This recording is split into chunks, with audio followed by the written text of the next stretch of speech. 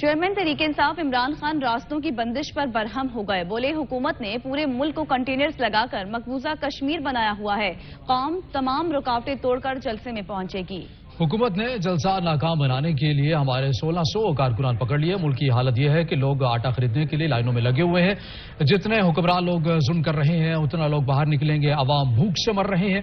حکومت کو کوئی پرواہ نہیں ہے. یہ جو ظلم کر رہے ہیں ہمارے اوپر، جس طرح یہ ہر حربہ استعمال کر رہے ہیں کہ کسی طرح تحریک انصاف کو کرش کیا جائے. اس ملک کی آزادی کو، جو ایک قوم بڑے فخر سے آزاد ہوئی تھی، اس آزادی کو انہوں نے بالکل ختم کر دیا ہے.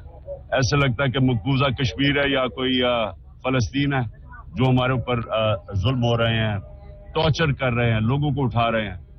اور اس کا آج رد عمل آئے گا انشاءاللہ. یہ جو بھی حربہ استعمال کریں گے آج منارے پاکستان میں کس طرح ہم نے اپنے ملک کو جس دلدل میں پھنس رہے ہیں، لوگ بیچارے آٹے کی لائنوں میں مر رہے ہیں، تو بتائیں گے کہ کیسے اس کو ہم دلدل سے نکالیں گے. ہم نے کسی صورت پیچھے نہیں ہٹنا. یہ جو ڈرانے کی کوشش کر رہے ہیں یا اس وقت خوف کی زنجیریں ہم نے توڑ دی ہیں.